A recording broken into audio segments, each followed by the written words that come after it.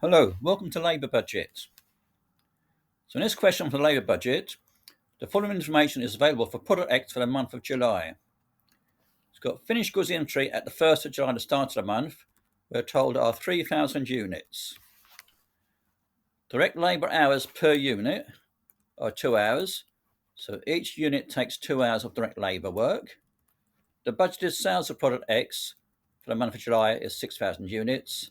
There's been a decrease in finished goods inventory of 400 units. So required. How many direct labour hours were required for Product X during July? Well, the first thing we need to know is going to be the number of units that are produced to work out the direct labour hours required. So we're going to start off with a production budget first. So production budget. So the number of sales, the budget sales, we'll go back to the questions, were 6,000. So it's going to be 6,000 units there.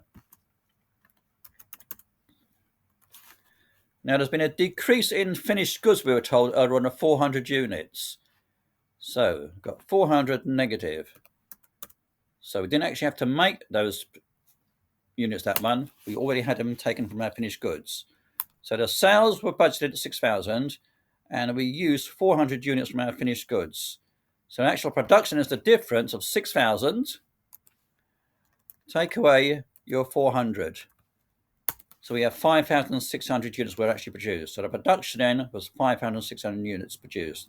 Now this is the little format you use when there's a change in finished goods is given instead of you've got the opening and closing inventory. Now direct labour hours budget.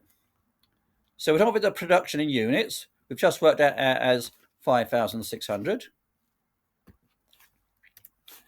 And the labour hours we're told are 2 hours per unit. So that 2 hours per unit goes back to the question. Here we go. Direct labour hours per unit is 2 hours. So we have our 5,600 units production times 2. That's going to give us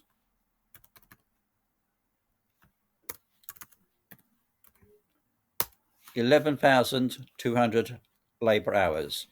So direct labour hours budget, we required labour hours at 2 hours per unit of 11,200 hours.